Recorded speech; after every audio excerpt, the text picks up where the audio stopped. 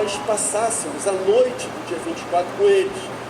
Só que os pais de Fátima faziam da mesma forma, convidavam com antecedência e queriam que nós passássemos a noite de Natal com eles.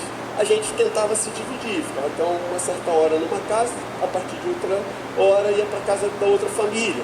Só que quando nós nos casamos e tivemos filhos, entrou agora uma terceira fonte de pressão. Como é que a gente vai celebrar? Para onde nós iremos? Então, nós conversamos e decidimos que, uma vez que não há nenhuma certeza se foi dia 24 de dezembro, 25 de dezembro, a data que Jesus efetivamente nasceu, então nós fazemos o seguinte, nós definimos com antecedência lá em casa uma data genérica, que é a data do nosso Natal. Então a gente nunca mais comemorou na noite mesmo do dia 24, para evitar esse tipo de tensão. No dia 24 a gente fica livre, recebendo convite de uma família vai, de outra família vai, enfim.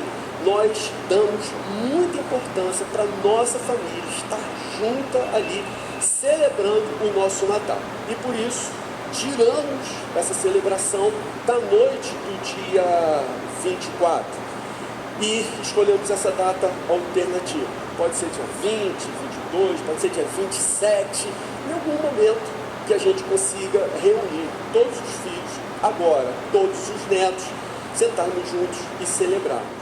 Oportunidade de falar qual foi a grande obra ou as grandes obras que Deus realizou em sua vida naquele ano. Todos falam, glorificamos a Deus, oramos com imensa gratidão e alegria no coração. E aí então nós fazemos a nossa ceia. Gente, a verdade é que o Natal é tão importante que em dado momento Richard Nixon, ex-presidente dos Estados Unidos, empolgado com o momento em que o homem colocou os pés pela primeira vez na Lua, em 1969, ele disse, esse é o maior dia desde a criação. Então, Billy Graham o repreendeu publicamente, dizendo, não, senhor presidente, os maiores dias da história foram o primeiro Natal e a ressurreição de Cristo. Eu quero dizer para vocês, gente, que Billy Graham não exagerou, estava completamente certo. O Natal é o segundo, ou está entre os 2 dias mais importantes de toda a história. Por que o Natal é tão importante assim? Por que ele é importante para nós? Porque devemos celebrá-lo com imensa alegria e profunda gratidão. Ou poderíamos ainda fazer uma pergunta talvez mais adequada. Qual é o verdadeiro significado do Natal? Qual o verdadeiro significado do Natal? Eu vou responder essa pergunta em 2 etapas. Então, gente, eu quero dizer que, em primeiro lugar, Deus se fez homem e veio nos resgatar. Deus se fez homem e veio nos resgatar. Ora, o pecado do homem foi grave demais. O pecado do homem foi sério demais. A rebeldia contra Deus foi algo extremamente grave. E Deus não podia simplesmente ignorar o pecado da humanidade, fazer de conta que não viu, menosprezar, dar pouca importância. Não, foi algo sério, algo grave, extremamente sério que aconteceu. Então, para que os pecadores pudessem ser salvos, alguém tinha que morrer no lugar deles. E a parte mais importante dessa mensagem, que fala sobre o que aconteceu na eternidade para que o Messias viesse. Você pode abrir a sua Bíblia na carta aos Filipenses, capítulo 2, nós vamos ler do versículo 5 ao 8. Filipenses 2, 5 a 8.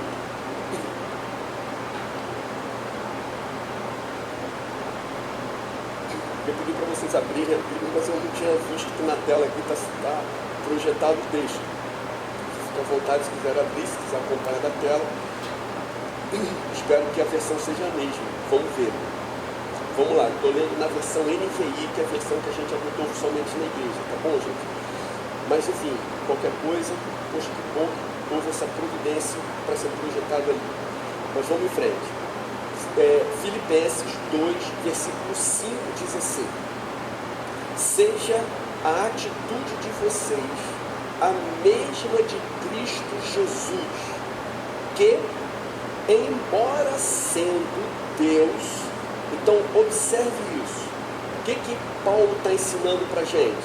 O texto da Escritura Sagrada aqui de Filipenses afirma explicitamente, claramente, de uma maneira indubitável, que Jesus era Deus. Embora sendo Deus, o que aconteceu no coração de Jesus? Embora sendo Deus, não considerou que o ser igual a Deus era algo a que devia apegar-se, mas esvaziou-se a si mesmo, vindo a ser servo, tornando-se semelhante aos homens.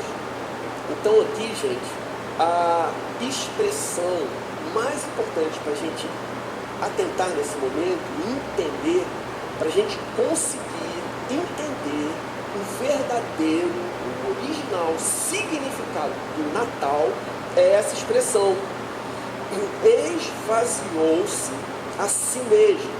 O que essa expressão quer dizer?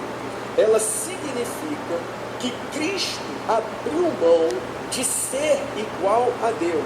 Ele abriu mão da forma de Deus. Ele se colocou numa posição em que ficou por algum tempo sem receber a honra que lhe era devida. E sendo encontrado em forma humana, humilhou-se a si mesmo.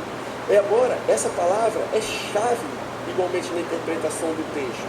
A palavra agora é humilhou-se, humilhação, ou seja, apesar de ser o Criador e o soberano de todas as coisas, Cristo se auto-rebaixou a uma condição humilde. Ele se reduziu a uma posição inferior. Essa é a verdade. Para nos salvar, Cristo precisou vir como servo e como um servo obediente. Cristo precisou obedecer. Cristo obedeceu a toda a lei. Ele obedeceu à lei civil. Ele obedeceu à lei cerimonial em Israel. Ele obedeceu a toda a lei moral. E o texto diz que ele foi obediente até a morte. Ainda assim, teria sido um ato de humildade indizível da parte do Filho, com F maiúsculo, que ele deixasse a sua posição de majestosa glória nas regiões celestiais e se fizesse homem e viesse habitar esse mundo decaído juntamente com a gente. Se o Senhor tivesse decidido vir como Salomão, um rei rico, poderoso, influente, famoso, para dominar sobre toda a terra, ainda que ele tivesse escolhido uma vida mais confortável, uma vida mais tranquila, uma vida com mais conforto, ainda assim, pelo o que o Senhor abriu mão, algo tão imensamente, tão infinitamente superior, ainda assim teria sido uma demonstração de imenso despojamento, o Todo-Poderoso deixar a sua glória e se fazer gente de aparência atraente ou formosura. Ele aceitou, gente, ser desprezado e rejeitado pelos homens para morrer em nosso lugar. Irmãos, isso torna o amor do nosso Senhor por nós algo muito além de toda compreensão. Irmãos, essa é a verdade. Esse é o Deus que nos amou. Esse é o Deus que veio ao nosso encontro. Esse é o Deus que se importou com a gente. No Antigo Testamento, as profecias se encerram no profeta Malaquias. Malaquias foi o último profeta a ser usado por Deus para exercer o seu ministério, profetizar. Depois, Malaquias, ele termina o seu ministério, ele termina as suas profecias, dizendo algo que eu simplifiquei da seguinte maneira.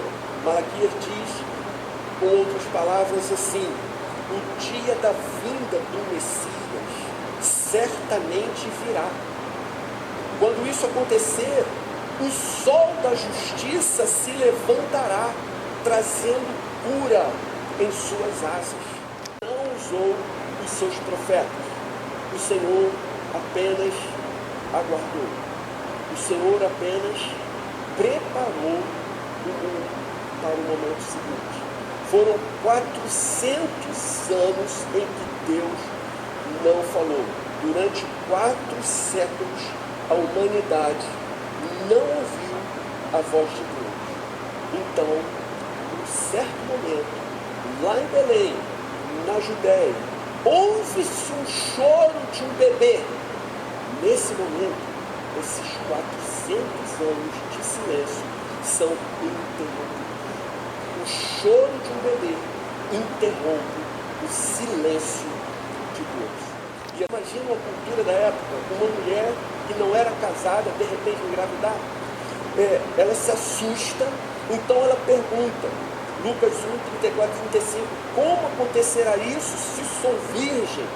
Então o anjo lhe responde: o Espírito Santo virá sobre você, e o poder do Altíssimo a cobrirá com a sua sombra. Assim, aquele que há de nascer será chamado Santo Filho de Deus. A partir desse momento, elas se tornam completamente inseparáveis. Isso foi a encarnação do Messias, a junção das duas naturezas do Redentor. Vale a pena a gente falar com palavras mais acessíveis. O que foi o Natal? O Natal foi um momento em que a natureza divina do Pai Celestial se une à natureza humana de Maria e gera um ser muito especial. Esse ser não era metade homem e metade Deus. Não. O Senhor, ele é plenamente Deus e ele é plenamente homem. Não temos que comemorar tão grande feito. Nós não temos que comemorar um mistério tão sublime, tão grandioso, tão magnífico como esse. Irmãos, que coisa tremenda, que coisa maravilhosa. Mas essa celebração, ela não deve parar aí, o que seria tão absurdo dizer parar aí, uma vez que a gente está falando de algo tão grandioso, tão magnífico, tão eloquente. Mas chegamos agora no segundo ponto da nossa resposta. Estamos respondendo a pergunta: qual o verdadeiro sentido do Natal? E no primeiro ponto, a primeira parte da resposta foi: Deus se fez homem. Nós vimos como foi um processo complexo, magnífico. Deus se fez homem e veio nos resgatar. Mas agora chegamos no segundo ponto da celebração do Natal. Gálatas, capítulo 4, versículo 4. Agora vendo a tela, eu diria, você pode abrir a sua Bíblia ou esperar que já estará no telão. Quando chegou a plenitude do tempo, Deus enviou seu Filho. Quando Deus enviou seu Filho, a plenitude do tempo. O que isso significa? Esse é o segundo ponto da resposta. O primeiro Natal marcou o início de um novo tempo que a Bíblia chama de plenitude dos tempos. Desde que Jesus nasceu, foi iniciado um novo tempo, uma nova era, um novo momento, que a Bíblia chama de plenitude dos tempos. Esse tempo que nós vivemos hoje, ele é um tempo de plenitude espiritual. Por que a Bíblia o considera assim? Gente, vamos ouvir o que o Senhor Jesus tem a nos dizer. João, capítulo 5, versos 24 e 25. Diz assim: eu lhes asseguro, é Jesus falando, gente, eu lhes asseguro, quem ouve a minha palavra e crê naquele que me enviou, tem a vida eterna, não será condenado, mas já passou da morte para a vida. Eu lhes afirmo que está chegando a hora, e já chegou, em que os mortos ouvirão a voz do Filho de Deus, e aqueles que a ouvirem viverão. Irmãos, é esse o tempo que nós temos vivido. Tempo em que mortos têm ouvido a voz de Deus. Tempo em que os mortos têm ouvido a palavra de Jesus e têm voltado à vida, têm ressuscitado, têm passado a experimentar uma nova existência. Isso tem ocorrido nos nossos dias, diante dos nossos olhos. Esse é o nosso tempo.